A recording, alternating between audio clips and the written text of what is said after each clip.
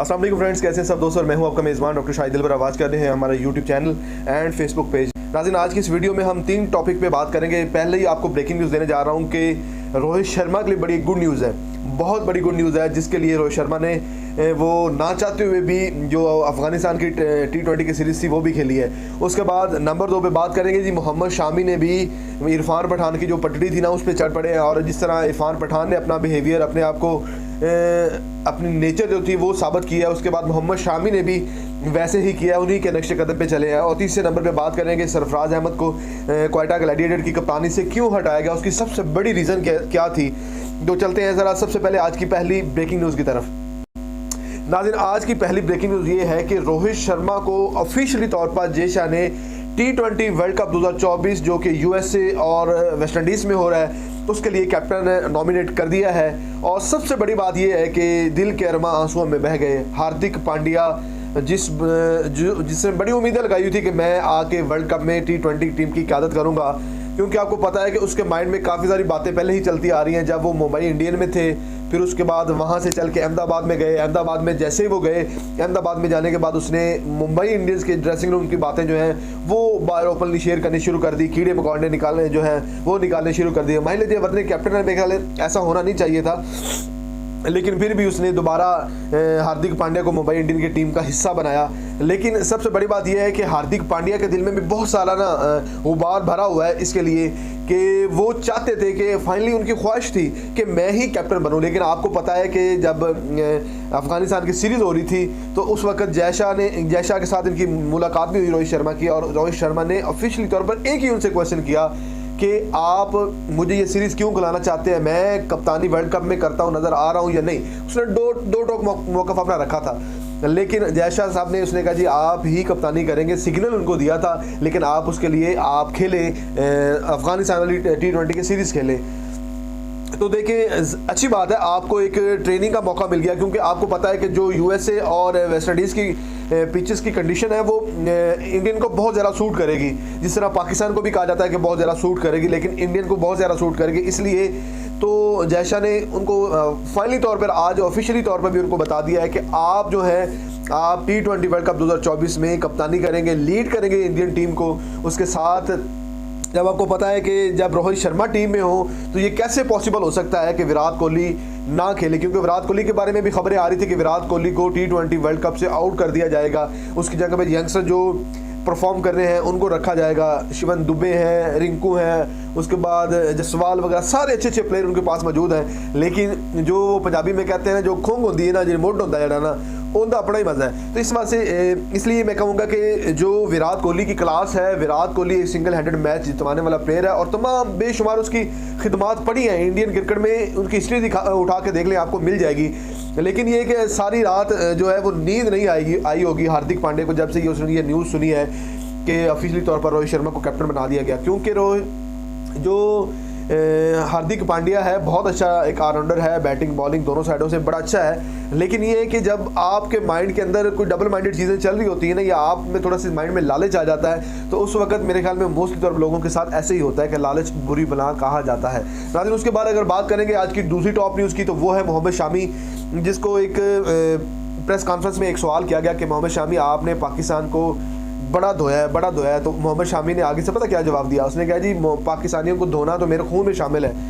तो सरासर बात मैं इसमें अब इस हवाले से ये करूँगा कि जब पाकिस्तान ने 152 का जो फिगर है ना वो इंडियन को कभी नहीं बोलेगा। जब हमने इंडियन को हराया था बाबर आजम की और रिजवान की ओपनिंग जोड़ी में 10 विकेट से हमने उनको T20 के वर्ल्ड कप के मैच में हराया था, तो उसके बाद इंडिया के लोग ही जो थे ना वो मोहम्मद शामी के बारे में बातें कर रहे थे कि इसको तो इंडिया टीम में होना ही नहीं चाहिए था, ये मुसलमान है ही नहीं, ये फला, इसके मज़हब के बारे में बड़ी बेशुमार बातें हुई थी।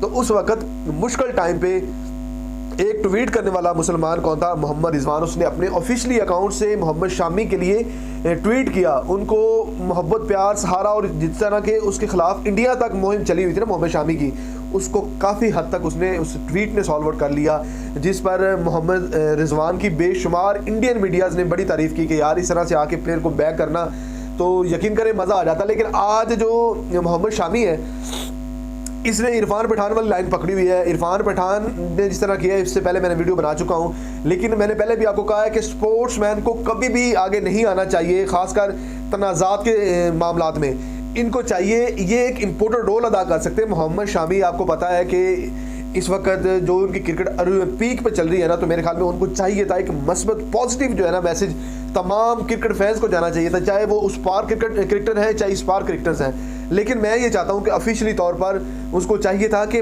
पाकिस्तान और इंडिया के दरमियान मोहब्बत के मैसेजेस होते हैं। आप मुसलमान हैं, लेकिन आप में वो क्या कहें कि आप लोगों को तकलीफ होती है, मतलब हर 2 माह बाद 3 माह बाद जिस तरह इरफान पठान को प्रूफ करना पड़ता है कि आप इंडिया के बड़े मुहब्बे वतन हो, मोहम्मद शामी को भी मेरे ख्याल में आप उसको फील हुआ है कि ज़रा मैं भी ये चीज़ प्रूफ करूँ कि मैं भी बड़ा मुहब्बे वतन हूँ।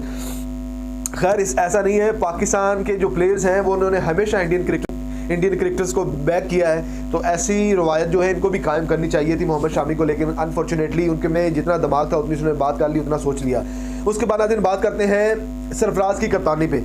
सरफराज अहमद की कप्तानी की बात की जाए तो सरफराज अहमद ने हमें बहुत बड़े प्लेयर्स दिए हैं। सबसे बड़ा प्लेयर बाबर आजम, जिसके आज हम गुण गाते हैं ना, वो उसको बैक करने वाला वही प्लेयर है, वही हमारा कैप्टन है। एक वक्त था जब बाबर आजम पे रेड बॉल पे थोड़ा सा सवाल आया हुआ था, बाबर आजम टिक ही नहीं रहे थे, खेला ही नहीं जा रहा था, लेकिन उस वक्त जो सैफी भाई कैप्टन थे उन्होंने बार बार उसको बैक किया, बार बार खिलाते रहे, और उनके खिलाने का नतीजा ये हुआ है कि पूरी दुनिया में बाबर आजम का नाम जो है वो लोग फ़ख्र से लेते हैं। तो सैफी भाई की बेशुमार खिदमात हैं, शादाब खान को देख लें, फ़ख्र जमान को देख लें, उसके बाद रोमान रईस को देख लें, हसन अली को देख लें, ये वो पौधे हैं जो सरफराज अहमद के हाथ से लगे हुए हैं। लेकिन सरफराज अहमद के साथ ऑफिशियली तौर पर इस टॉपिक पे बात हुई है कि हम कप्तानी के लिए एक यंगस्टर को चांस देना चाहते हैं, और उसके बाद जो कोच है शैन वास्टन, जो क्वेटा ग्लैडिएटर का, नदीम उमर ने कहा भी आप ना खुद भागदौड़ संभालें, तो उसने रैली रूसो को कैप्टन बना दिया और नायब कैप्टन बनाया है सऊद शकील को।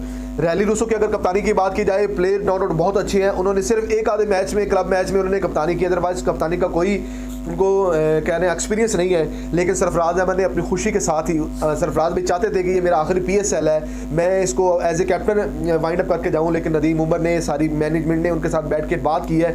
उसके बाद ऑफिशियली तौर पर जब उनको ये चीज़ मिली है कि आप क्वेटा ग्लैडिएटर के बहुत बड़े रुकन हैं और हमेशा रहेंगे, आप अगर क्रिकेट से रिटायरमेंट भी दे देते हैं तो आप as a mentor Quetta Gladiator के साथ आप काम करेंगे, ये हमारा आपके साथ प्रॉमिस है।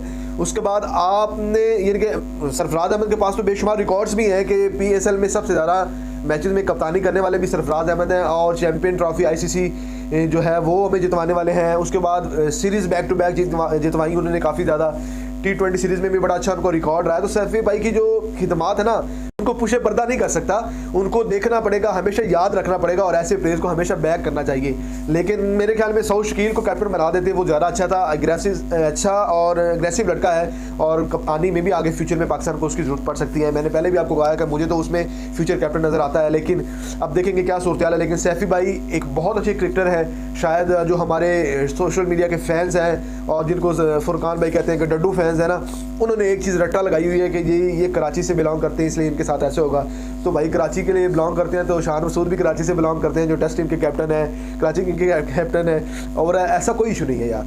हमें इस चीज़ से बाहर निकल आना चाहिए। पाकिस्तान पूरी कंट्री हमारी है, लाहौर, कराची, पेशावर, ठीक है, मुल्तान, हर जगह से, इस्लामाबाद, ये हमारे अपने हैं, तो ये हमारे अपने हैं। दोस्तों ये थी मेरी आज की वीडियो, उम्मीद करता हूँ आपको वीडियो अच्छी लगी होगी। अगर आपको वीडियो अच्छी लगी हो तो आप अपने दोस्तों को टैग भी कर सकते हैं, शेयर भी कर सकते हैं। लास्ट पे फाइनली आपसे रिक्वेस्ट करेंगे भी मेरे फेसबुक पेज को आपने फॉलो करना है, और यूट्यूब को जो मेरा चैनल है उसको आपने सब्सक्राइब जरूर करना है। तो दुआओं में याद रखिएगा, तब तक नेक्स्ट वीडियो के लिए फिर मुलाकात होगी। अल्लाह ने के बाद।